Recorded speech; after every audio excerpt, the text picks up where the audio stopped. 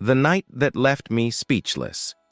Some nights are unforgettable, not for their joy, but for their power to unravel everything you thought you knew about love, loyalty, and desire.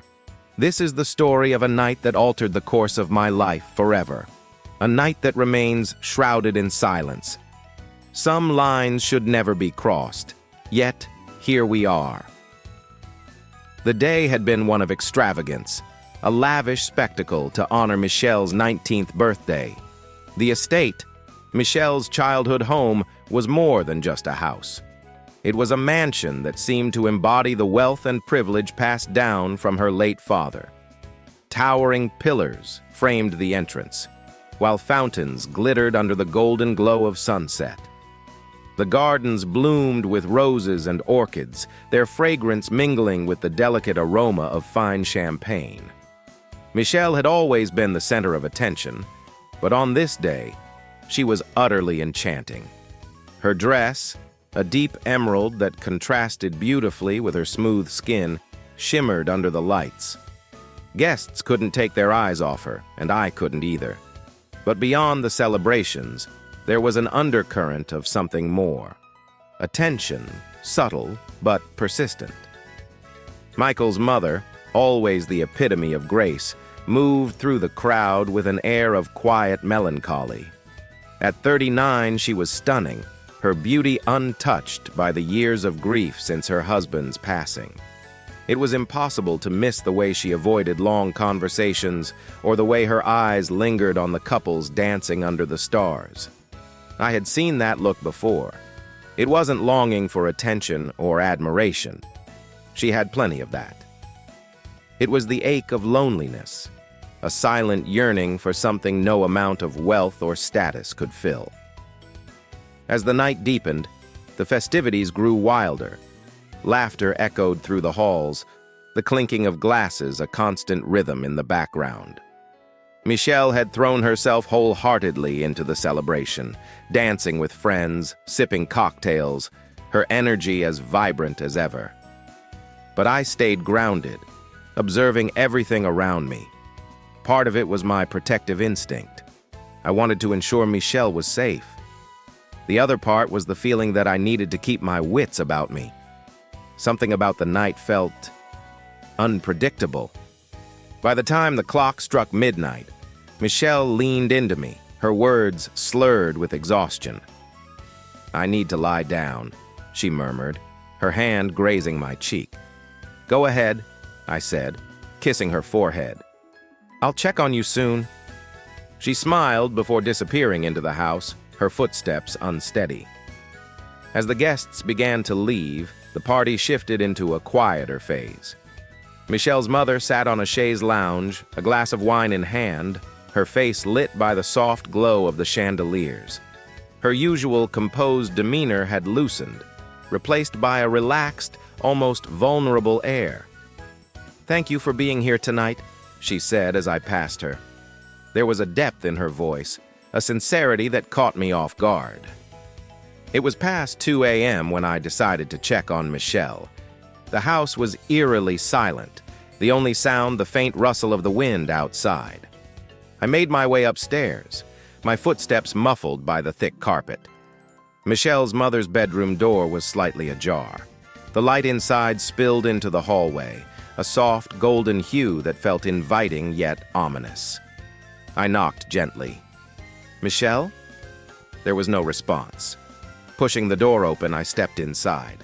The room was a sanctuary of elegance, with plush bedding and intricate decor.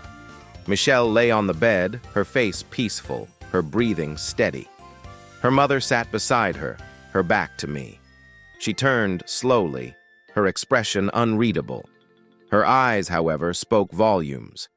They were filled with a storm of emotions, sadness, longing, and something else I couldn't quite name. "She was tired," her mother said, her voice soft, almost fragile.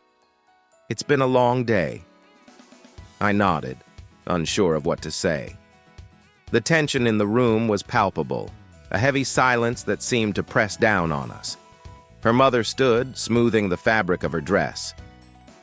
"You've been good to her," she said, her gaze meeting mine. And to me. There was a weight to her words, a vulnerability that caught me off guard as I moved closer to Michelle, her eyes fluttered open. She smiled sleepily and reached out for me. "You're here," she whispered. I sat beside her, brushing a strand of hair from her face. "Of course," I said softly. Her mother lingered nearby, her presence almost magnetic. She reached out, her hand resting lightly on my shoulder. It was a simple gesture, but it sent a jolt through me. "She's lucky to have you," she said, her voice barely above a whisper. Michelle pulled me closer, her lips meeting mine in a kiss that was warm and familiar. But then her mother stepped closer, her hand tracing a line down my back.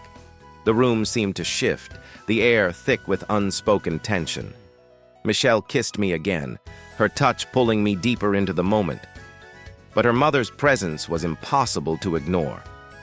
And then, as if crossing an invisible threshold, her mother leaned in. Her lips brushed against my cheek, her breath warm against my skin. For a moment, time seemed to stop. The boundaries between us blurred, dissolving into a haze of emotions, desire, confusion, and a deep, aching loneliness that hung in the air like a heavy fog. What unfolded next was a whirlwind of sensations and emotions, each moment more surreal than the last. Michelle's mother, who had spent years suppressing her own needs and desires, let her guard down completely. Her actions were both hesitant and bold, as if driven by a mix of desperation and longing. Michelle, still half drowsy, moved in tandem with her mother, their actions synchronized in a way that felt both surreal and intoxicating. The night became a kaleidoscope of emotions, guilt, desire, and a strange, unspoken connection that tied us all together in that moment. I woke to the first light of dawn streaming through the curtains.